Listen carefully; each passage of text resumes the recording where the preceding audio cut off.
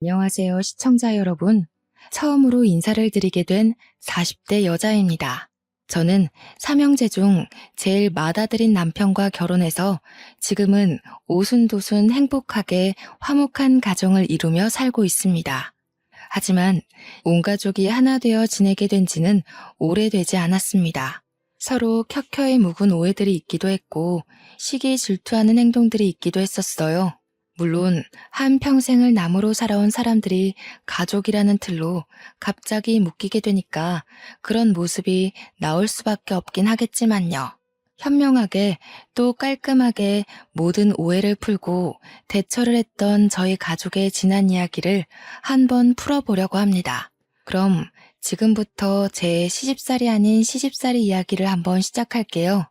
끝까지 재미있게 들어주시면 감사하겠습니다. 앞에서 말씀드렸듯이 저는 삼형제 중 장남에게 시집을 가게 되었습니다.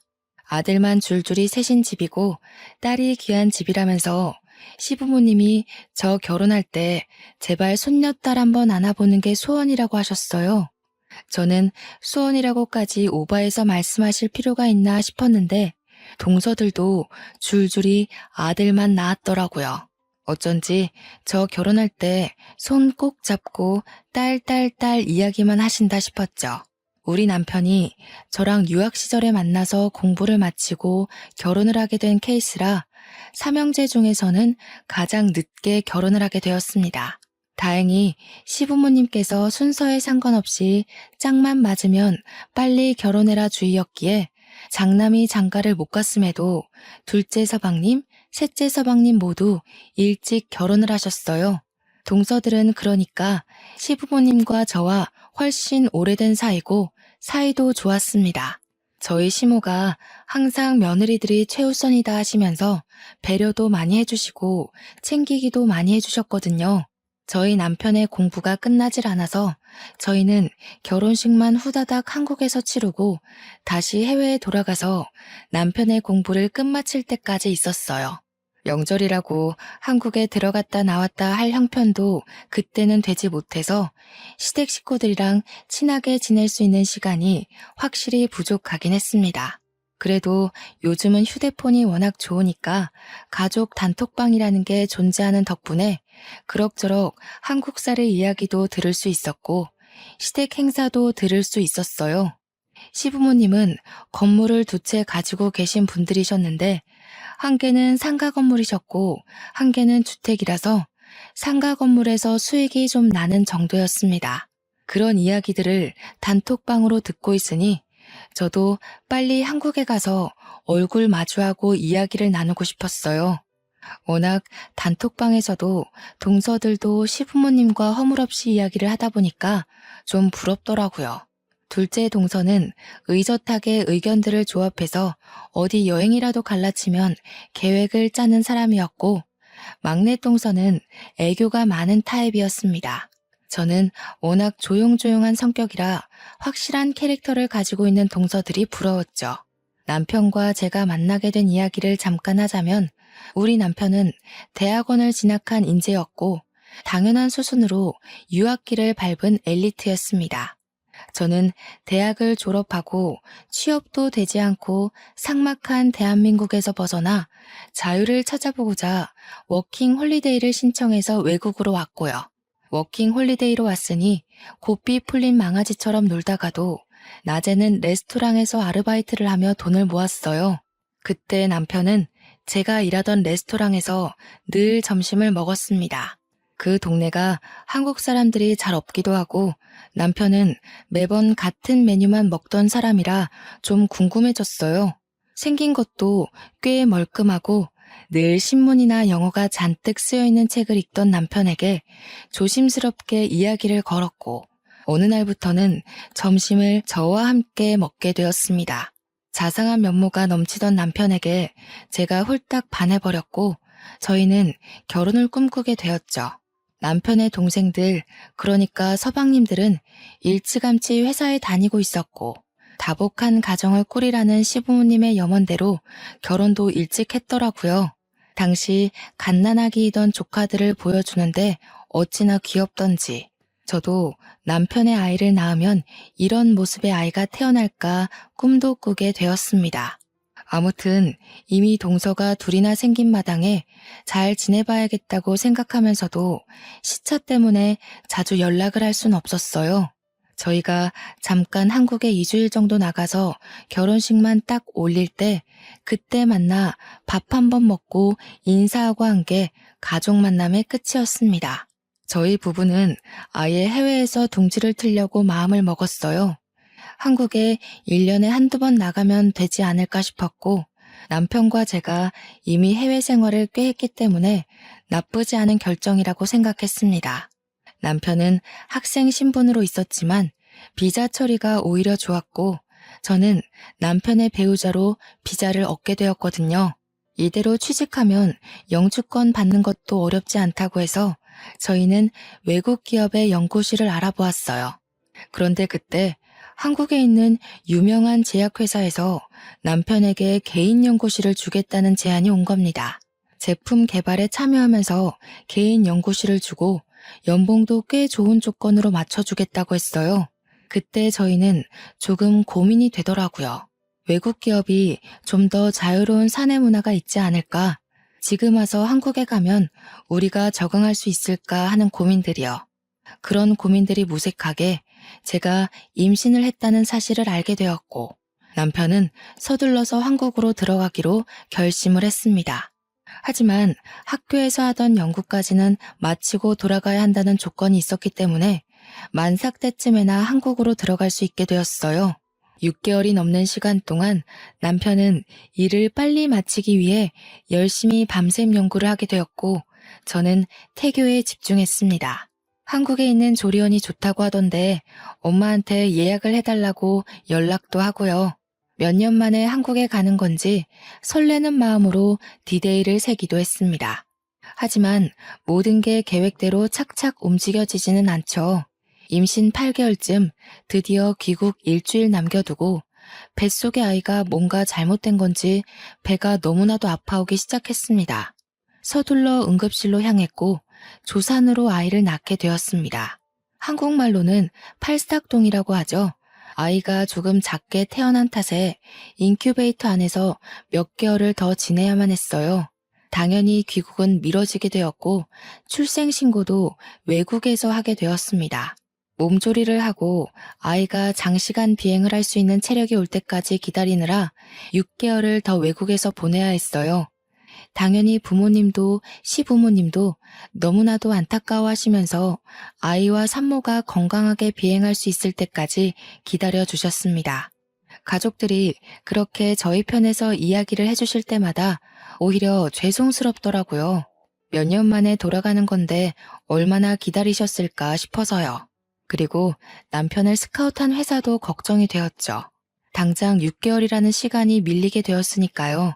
하지만 남편의 회사에서도 미뤄진 우리의 귀국을 기다려주시기로 했습니다. 지역 특성상 아이의 출생신고를 더는 미룰 수 없어 외국 국적을 가지게 된 게 조금 까다롭긴 했지만 한국으로 간다는 사실이 너무 설레어서 다 괜찮았어요. 거기다가 저희 아이의 성별이 딸이었거든요. 딸 타령을 하시던 시댁에서는 완전 경사났다고 너무나도 좋아하셨어요. 물론 저희 집에서는 그래도 장남인데 아들을 낳아서 대를 이어야 하는 거 아니냐고 좀 서운해하셨지만 저희 집 대를 잇는 것도 아닌데 왜 그러냐 하고 말았죠. 알고 보니 시부모님이 딸을 원하셨던 걸 모르셔서 제가 미움받을까봐 그런 생각을 하신 거라고 하더라고요. 동선의 아이들이 전부 다 아들이었기 때문에 이 집안의 유일한 딸이 제 아이였습니다. 시부모님이 저희 귀국하는 날 플랜카드까지 만들어 오셔서 저희를 반겨주었어요. 드디어 딸이 태어났다면서 더 미룰 것도 없다고 저희에게 그 상가 건물을 증여해 주신 거예요. 저는 너무나도 깜짝 놀랐습니다. 부모님의 유일한 수입원인 건물을 저희에게 주시겠다고 하니까 제가 남편을 말렸어요. 그거 없으면 시부모님은 뭐 먹고 사시냐 하니까 그동안 모아두신 연금도 있고 노후 자금이 충분하다고 하면서 걱정하지 말래요. 가지고 계신 주택에도 세입자가 있어서 월세 받으신다고 괜찮대요. 그래서 저는 남편에게 그래도 동생들이 서운하지 않겠냐고 좀 나눠야 하는 거 아니냐고 했어요.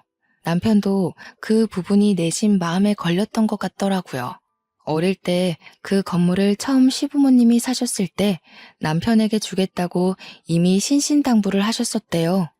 그래서 건물 이름도 남편 이름을 따와서 지었다고 했는데 그거는 시부모님의 사정이지 자식들의 사정은 아니니까요. 시동생들은 남편에게 걱정하지 말라고 그 건물은 원래 형 것이었고 자기들도 부모님께서 일궈낸 재산 중 일부를 아이 낳았을 때 받았다고 했대요. 남편은 동생들에게 지분을 나눠 갖자고 끝까지 우겼지만 동생들이 서로 양보하고 받지 않겠다고 했답니다. 원래부터 건물은 형 준다고 했었고 그동안 세금 문제도 형이 해결하지 않았냐고 이것까지 받으면 본인들이 양심 없는 거라 했대요. 저와의 결혼 전 사정은 제가 자세하게 몰라서 더 설명하긴 어렵지만 형제들끼리 끈끈한 무언가가 있는 듯 했습니다. 저희는 하루아침에 한국에 들어와서 엄청나게 좋아진 살림살이를 꾸릴 수 있었어요. 억대 연봉의 연구원인 남편 손에 상가 건물까지 들어왔으니까요. 시부모님은 웃으면서 저에게 다 딸을 낳아서 이런 복이 있는 거라고 하시며 제 딸을 하루 종일 물고 빨고 하셨습니다. 물론 저희도 나름 고충이 있긴 했죠. 한국 세금이 또 어마어마하잖아요. 증여세가 부담되긴 했지만 남편이 해외 연구실에서 모은 돈과 연봉도 좋으니 대출을 좀 받아서 처리했습니다. 어여쁜 딸도 있고 든든한 남편도 있고 보고 싶었던 부모님도 있고 새로 생긴 시댁 식구들까지 있으니 한국이 너무 좋았습니다.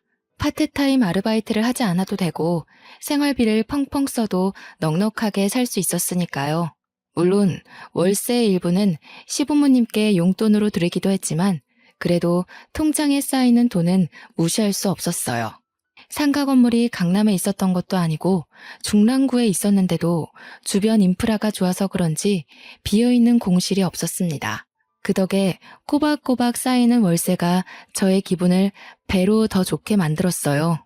한국에 들어와서 처음으로 맞이하는 시댁 식구들끼리의 식사 자리가 마련되었어요. 시댁에서 밥을 먹자 하셔서 시댁으로 갔는데 둘째 동서가 저를 엄청 환한 얼굴로 맞이해 주더라고요.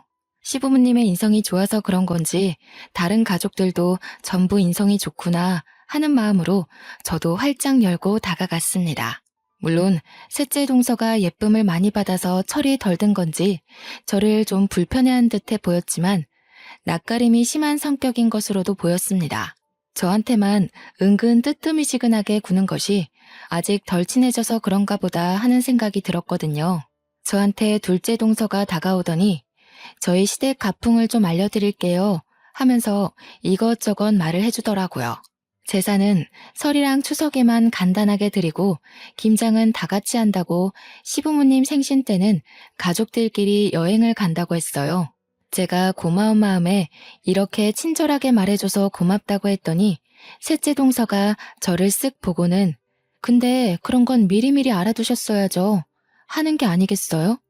동서들이 저랑 1살, 2살 이렇게 차이가 나거든요. 나이 차이가 별로 안 나니까 일부러 나한테 뻗대는 건가 하는 생각도 조금 들었습니다. 그러더니 둘째 동서가 저한테 그동안 큰형님 자리가 공석이었어서 자기가 고생을 했다는 게 아니겠어요?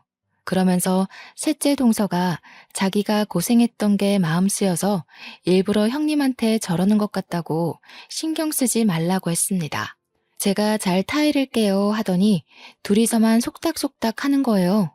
뭐 그런가 보다 하고 신경 쓰지 않으려고 했는데 그래도 가족이고 앞으로 평생 봐야 할 사이니까 그냥 무시하기도 꺼림칙하더라고요.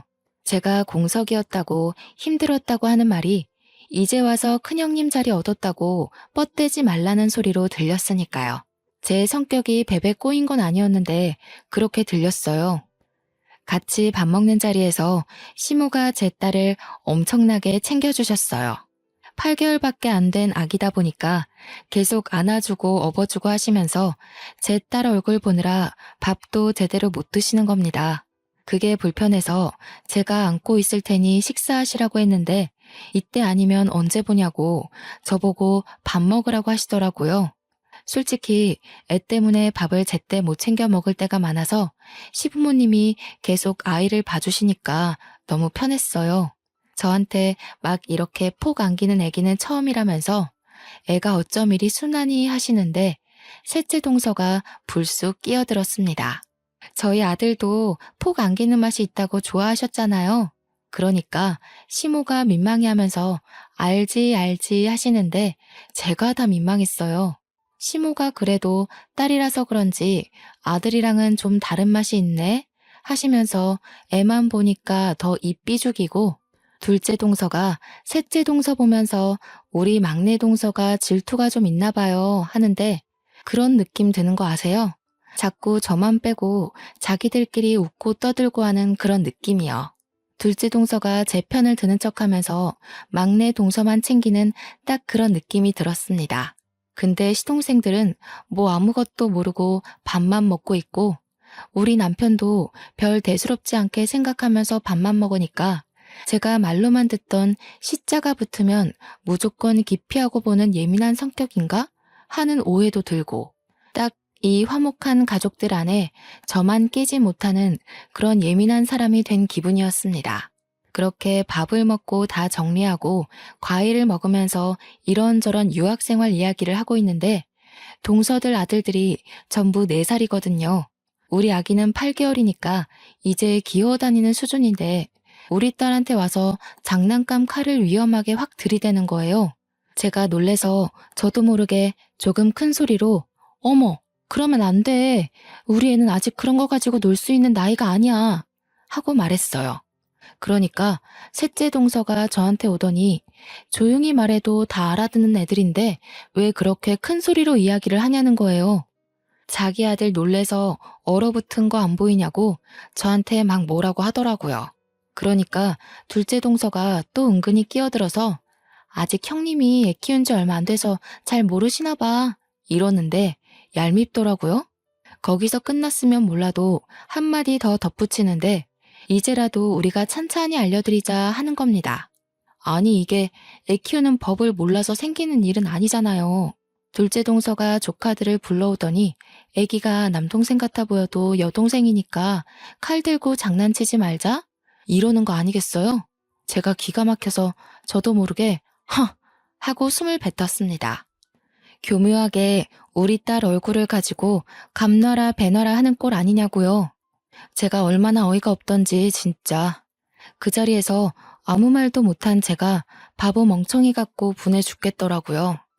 참다 집으로 돌아와서 남편을 붙잡고 이야기를 했어요.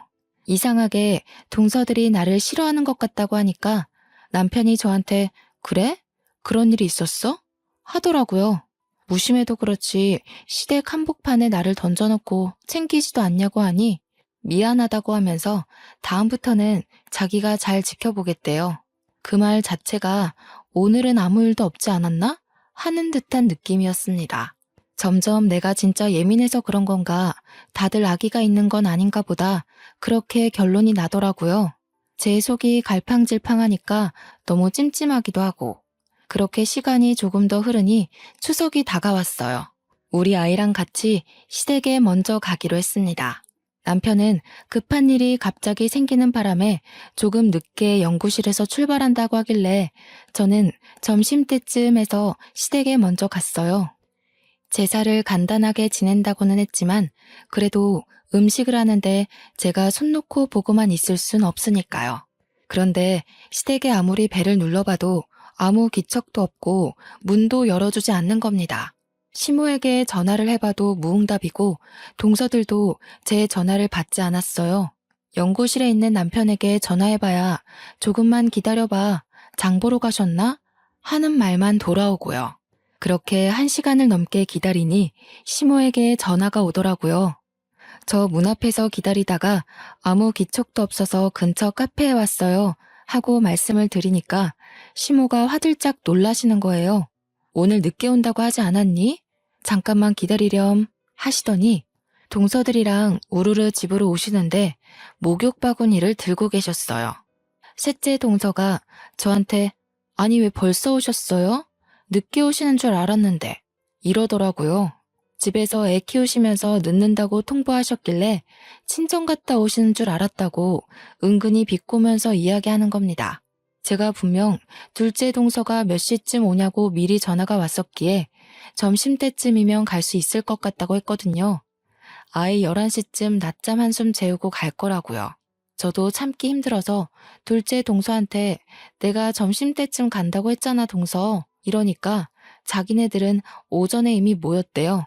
저한테는 몇 시에 오냐고 물어만 봤지 몇 시에 모일 거라는 이야기는 안 했거든요. 이것저것 하다 보니까 시간이 벌써 이렇게 된지 몰랐다고 미안하다고 하는데 얼굴은 하나도 미안한 표정이 아니었습니다. 시모는 그제야 저한테 미안하다면서 동서들이 제가 늦게 온다고 이야기를 해둔 터라 생각 없이 목욕탕에 다녀왔다고 하셨어요. 이게 뭐 시모의 잘못은 아니니까 제가 괜찮다고 하긴 했는데 느낌이 딱 쎄하게 오더라고요. 저만 빼놓고 목욕탕에 가서 자기들끼리 의리를 다지기 위함인가 그런 큰 그림인가 싶었어요. 시모가 매번 모이면 목욕탕에 간다면서 다음에는 같이 시간 맞춰서 가자고 하셨습니다. 동서들은 목욕 바구니도 시댁에 두고 다닌다면서 저보고도 준비를 해오라고 했어요. 그래서 저는 그냥 알겠다고 대답을 했죠. 다음에는 꼭 껴달라며 일부러 애교스럽게 이야기를 했습니다. 근데 그때 셋째 동서가 쓱 끼어들어서 제 눈을 딱 마주치고 이야기를 하더라고요. 큰형님은 외국에 오래 계셔서 같이 목욕하는 문화가 불편하신 거 아니에요? 그래서 늦게 오신다는 줄 알았는데 이러는 겁니다. 그러자 시모가 또 제 눈치를 보면서 아이고 그럴 수도 있겠네. 미안하다 미안해. 하시는 거예요. 제가 일부러 애교 있게 다음에 껴달라고 했는데 대놓고 싫다는 식으로 말을 하니까 그것도 제 핑계를 대면서요. 제가 외국에서 오래 있었다고 해봐야 한국에서 지낸 시간보다 길진 않잖아요. 저 말 자체가 저보고 목욕탕 모임에 낄 생각하지 말라는 말로 들렸어요. 그렇게 어영부영 불편한 분위기 속에서 제사 음식을 하고 저녁 준비도 했어요. 남편이랑 시동생들도 전부 모인 자리에서 다 같이 저녁밥을 먹는데 저희 애가 다다음 주에 돌이었거든요. 그래서 돌잔치 이야기가 나왔습니다. 셋째 동서가 또 핀잔 주듯이 요즘 누가 돌잔치를 하냐면서 형님네 하실 거예요? 하고 묻더라고요. 그러면서 둘째 동서랑 또 서로 짝짝꿍이 맞아가지고는 자기네 때는 크게 잔치를 여는 게 유행이었다지만 요즘은 직계 가족끼리만 모여서 조촐하게 하는 게 유행이라 하더군요.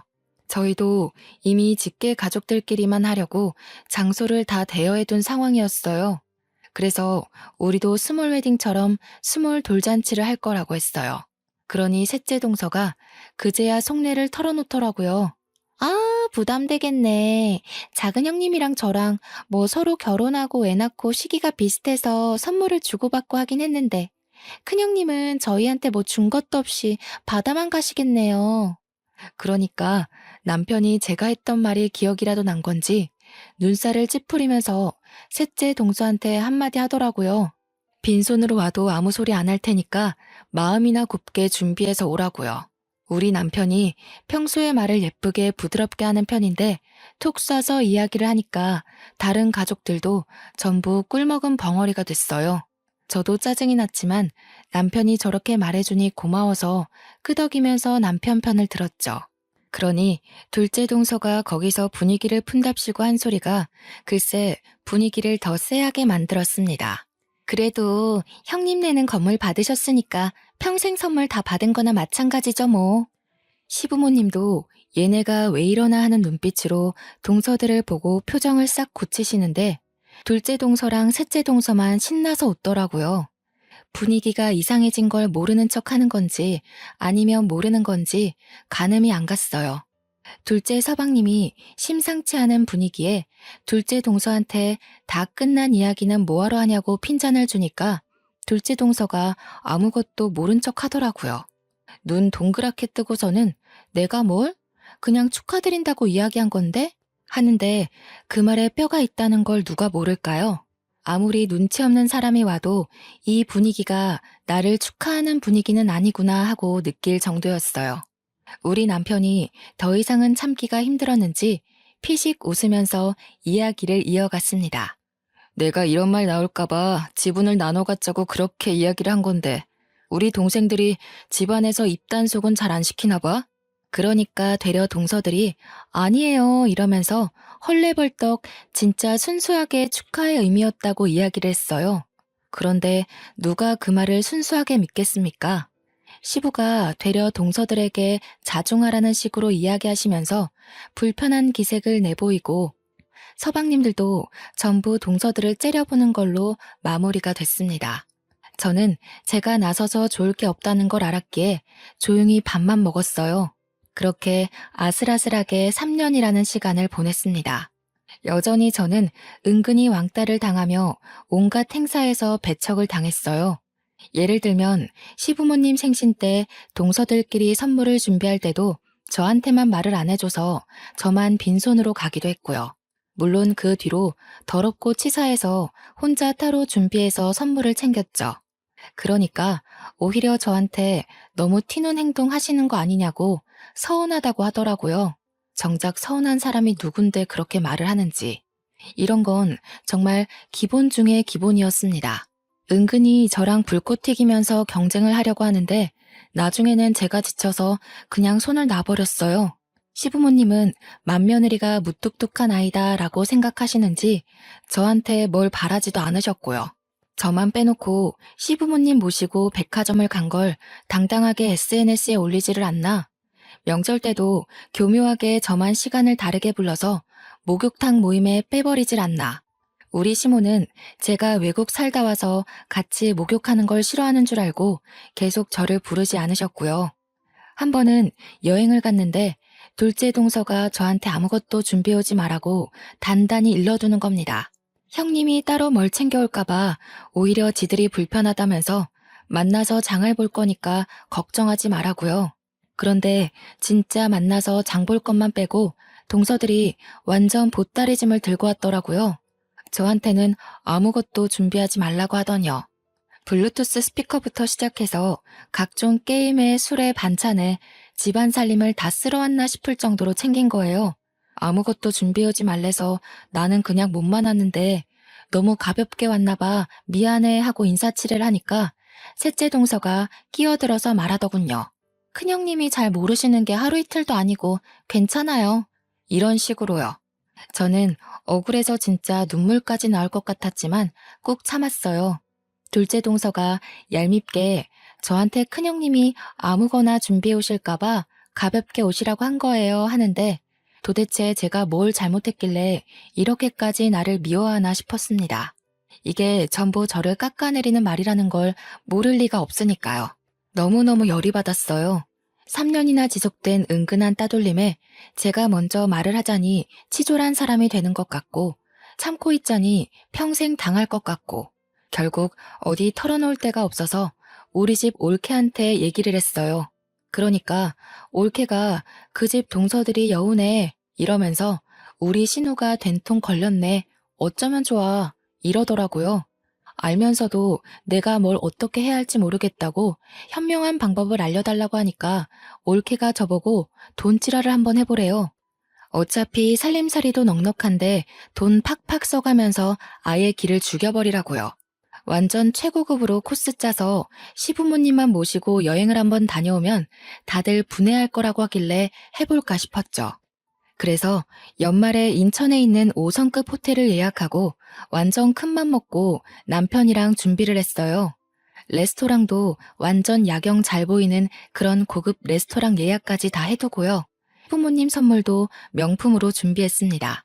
우리 가족이랑 시부모님만 해가지고 2박 3일 코스로 놀러가서 일부러 동서들 보라고 SNS에 사진을 막 올려뒀죠.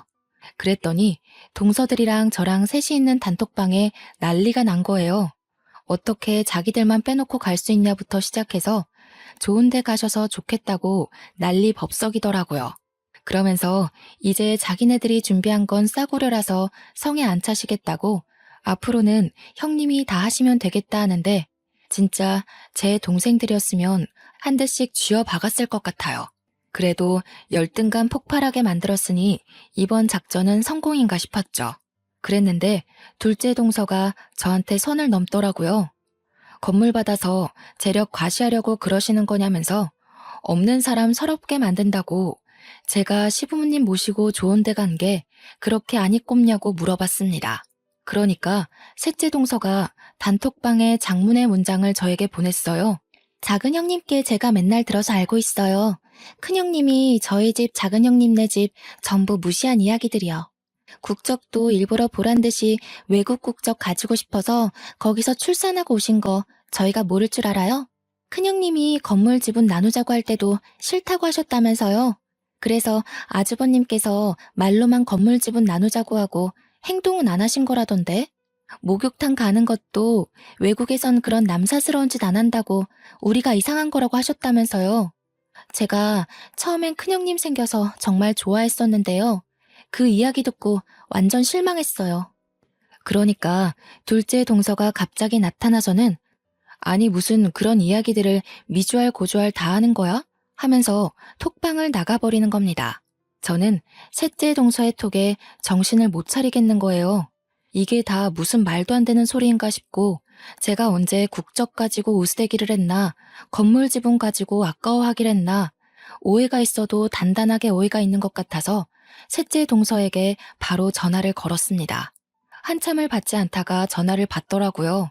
목소리가 이미 저에게 말실수를 했다는 느낌이 팍팍 드는 목소리였어요. 막내 동서, 톡방에 한 이야기들이 다 무슨 말이야? 누구한테 들었어?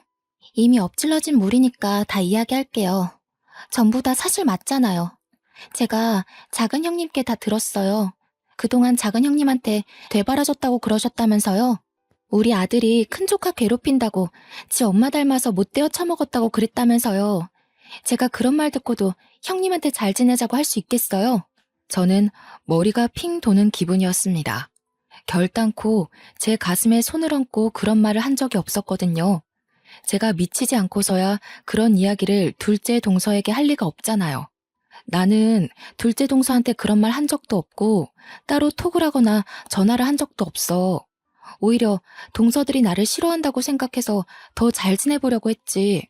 그게 무슨 말이에요? 그런 말을 한 적이 없으시다고요? 나도 매번 목욕탕 모임에 끼고 싶었는데 무슨 소리를 하는 거야 정말. 동서들이 나랑 같이 가기 싫어서 은근히 왕따 시키는 거 내가 모를 줄 알았어? 나한테만 매번 언제 모이는지 시간을 알려주지 않았잖아. 그래서 그냥 오후에 시댁에 가기 시작한 거야. 그리고 우리 아이도 조산으로 팔싹동이로 나와서 어쩔 수 없이 인큐베이터 신세를 지느라 외국 국적을 가지게 된 거야. 이 부분은 시어머니께서 잘 설명해 주신 줄 알았는데 왜 내가 외국 국적을 굳이 가지려고 거기서 애를 낳고 오겠어. 하지만 작은 형님이 그러셨단 말이에요. 큰 형님이 저희 무시하려고 일부러 조카한테도 영어로 이야기하고 그런 거라고요. 저희 아이가 4살이 되면서 간단하게 말을 하기 시작했어요. 그때부터 남편과 저는 일부러 아이에게 영어로 말을 걸기 시작했습니다. 요즘 조기 교육이 그렇게 시작된다고 하기도 하고 저희가 나중에는 외국에 다시 나가서 살 생각이 있었기 때문이었어요. 아이 국적이 외국이기도 하고 영어를 어릴 때 친숙하게 받아들일수록 어휘력이 좋아진다고 생각했거든요. 그래서 일부러 집에서는 영어로 대화를 하고 있었단 말이죠. 아이가 양쪽 언어를 쉽게 받아들였으면 하는 마음에서 한마디로 부모 욕심이었죠. 근데 둘째 동서가 그걸 보고 셋째 동서한테 일부러 자기네 욕하고 흉보는 걸 영어로 대화하고 있는 거라고 했다는 거예요. 작은 형님이 영어를 조금 할 줄 아신다고 했어요. 저는 미용고등학교 나와서 영어랑은 담쌓고 지내서 무슨 말인지 전혀 몰랐거든요. 작은 형님이 지금 큰 형님이 우리 욕하고 있는 거라고 대놓고 하고 싶으니까 일부러 영어 쓰는 거라고 하셨어요. 셋째 동서는 완벽하게 오해를 하고 있었던 거죠. 저는 전혀 아니라고 오해를 다 풀어주었습니다. 조카들 욕한 적도 전혀 없다고 했고 그동안 둘째 동서가 쌓아둔 이야기를 다 듣고 해명했어요. 그러니 저에게 진심으로 사과를 하더라고요. 자기가 그동안 한 사람 말만 듣고 너무나도 큰 오해를 했다면서 설에 만나서 이야기를 하기로 했습니다. 설날에 일부러 셋째 동서한테 시간을 물어봐서 일찌감치 목욕탕 모임에 끼었어요. 둘째 동서가 무척 당황해했지만 저는 완전히 무시로 일관하고 시모 옆에 팔짱 끼고는 목욕하고 와서 제사 음식도 만들었습니다.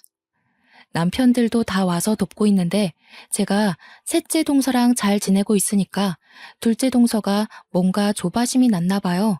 갑자기 우리 아이의 얼굴을 진하게 바라보더니 웃으면서 이야기를 하더군요. 우리 하나뿐인 손녀가 예뻐야 할 텐데 큰일이네요. 그래도 나중에 쌍꺼풀이랑 코 수술하면 괜찮겠다. 제가 그 말에 열이 받아서 둘째 동서를 째려보았습니다. 우리 남편도 열받았는지 정색을 하고 있었어요. 셋째 동서가 맨날 나서서 싫은 소리를 하던 애였는데 둘째 동서가 다 시킨 일이었나 봐요. 셋째 동서가 말처럼 움직여주지 않으니 지가 나서서 이야기를 한 거죠. 제가 이때다 싶어서 둘째 동서에게 이야기 좀 하자고 했습니다. 그게 다 무슨 소리야? 안 그래도 셋째 동서한테 그렇게 내용을 봤다고 하더라. 그러니까 시부모님도 서방님들도 전부 다 당황해서 둘째 동서를 바라보는데 시침이 뚝 떼고 그게 다 무슨 소리냐고 오히려 화를 내더군요. 그러니 셋째 동서가 제 편을 들면서 이야기를 했어요. 작은 형님이 그러셨잖아요. 외국 국적 가지려고 일부러 원정 출산한 거다. 우리 못 산다고 무시한다. 우리가 무식한 거 알고 일부러 영어로 대화하는 거라고요. 그게 다 오해인 줄도 모르고 제가 형님을 괜히 싫어했던 거 있죠? 그러니 시모가 놀래서 둘째 동서한테 너 그게 진짜니? 이러면서 완전 화를 내시는데 둘째 동서가 울음이 터졌더라고요. 둘째 서방님도 그러고 가족들이 전부 둘째 동서만 쳐다보고 그게 진짜냐고 화를 내니까요. 시부도 나중에는 꼴도 보기 싫다고 너 나가라고 하는데 결국 둘째 동서 없는 설날을 보내게 됐습니다. 근데 그렇게 또 쫓겨나는 꼴을 보고 있자니 제 마음이 불편하더라고요. 둘이 따로 이야기를 했어야 했나, 내가 너무 가족들 다 있는 데서 이야기했나 싶어서요. 설 연휴가 지나서 주말에 남편이랑 무겁게 있는데 둘째 동서와 둘째 서방님이 집으로 찾아왔더라고요. 남편이 할 이야기 없다고 하는데 제가 일단 들어와 보라고 했어요. 그러니 그 사이에 살이 쪽 빠져서 퀭한 동서가 무릎부터 꿇고 잘못했다고 비는 거예요. 형님, 제가 괜한 질투심에 형님께 해서는 안 되는 짓을 했어요. 저희 집만 유일하게 맞벌이로 아등바등 사는 것도 자격지심이 생기고 형님네가 건물 받은 게 너무 질투가 났어요. 여유롭게 사는 거 보고 너무너무 부러워서 그랬어요. 죄송해요. 눈물을 뚝뚝 흘리면서 이야기를 하는데 남편은 계속 팔짱 끼고 한숨이고 둘째 서방님도 죄 지은 사람처럼 고개 숙이고 있고 저도 어찌해야 할지 모르겠더라고요. 이대로 용서를 해주자니 4년 동안 은근히 왕따 당한 것도 서러웠고요. 그렇다고 그대로 복수를 해주자니 맏며느리로서 그래서는 안 될 것 같다는 생각이 들었습니다. 제가 아무 말도 하지 않자 둘째 동서가 계속 울면서 이야기를 이어갔습니다. 저도 집에서 애만 키우고 싶은데 그럴 형편이 못 되고 친정도 어렵게 살고 있어서 나갈 돈이 많았어요. 제 꿈이 작게 카페를 차려서 여유롭게 사는 건데 건물이 냉큼 형님네로 갔다고 하니까 제가 돌았나 봐요. 제가 정말 잘못했어요. 용서해 주세요. 남편은 저한테 어떻게 했으면 좋겠냐는 얼굴로 바라보고 솔직히 시부모님 앞에서 괜한 이야기를 꺼낸 저도 좀 불편했거든요. 시부가 그렇게 매몰차게 둘째 동서를 쫓아낼 거라곤 생각도 못했고요. 그래서 동서한테 솔직하게 이야기를 했어요. 지금 당장 카페를 차린다고 먹고 살 수 있겠어? 나중이라도 여유가 생기면 그때 우리 건물 1층에 가게 내줄게. 그때까지만 고생하고 앞으로는 우리 서로 얼굴 붉히지 말고 살자. 나도 너무 서운하고 괘씸해서 용서해주고 싶지 않지만 가족 간의 화합이 중요하다고 생각하시는 시부모님 생각해서 내가 딱 한 번만 눈 감고 넘어가 주는 거야. 알겠어? 그러니 둘째 서방님도 저한테 고맙다면서 죄송하다고 계속 사죄를 했어요. 자기 와이프가 그러고 다닌 줄 몰랐다고 앞으로는 안팎으로 잘 살피겠다고 했어요. 뭐 이렇게까지 하는데 남편 체면도 있고 해서 용서하기로 했습니다. 그 뒤로는 둘째 동서가 명절이고 행사고 제 눈치부터 살피고 시댁에서도 제 눈치 살피느라 바쁘더라고요. 셋째 동서는 제 옆에 찰싹 달라붙었는데 요 지집에도 솔직히 박쥐 같은 면모가 없는 건 아니라서 은근히 꼽주면서 지내는 중입니다. 그럼에도 불구하고 가족이라는 끈끈한 터울 안에서 여전히 명절이면 시모와 저와 동서들은 목욕탕 모임을 즐기고 있어요. 캐캐 묵은 때를 벗겨내며 올해는 더 돈독하게 지내자고 서로를 다독여주며 그렇게 살고 있습니다. 한때는 서로 은근히 미워하고 시기하고 질투했다면 지금은 조금 달라진 모습으로 서로를 대하고 있어요. 폭파되었던 단톡방도 다시 활성화되었고 서로 자식들의 교육을 공유하면서 지내고 있습니다. 물론 저도 시댁에서 영어를 쓰지 않기로 약속했고요. 오해가 늘어나면 안 되잖아요. 동서들은 저에게 더 의지하게 되었고 저도 동서들에게 의지하게 되었습니다. 가끔 서로가 오해가 생길 법한 일이 있어도 결국에는 잘 풀어나가는 그런 사이요. 당시에는 이런 관계로 발전될 거라 생각도 못했는데 너무 잘 됐죠? 저도 용서하고 화합하고 나서 든든한 아군이 생긴 것 같아서 너무나도 행복하고 좋습니다. 우리 시부모님도 그런 저희들을 응원해주고 계십니다. 여러분도 캐캐 묵은 때를 벗겨내고 새로운 마음가짐을 가져보시는 건 어떨까요? 앞으로는 미움보다 이해를 하며 살기로 했습니다. 저희 가족의 미래를 앞으로도 응원해주세요.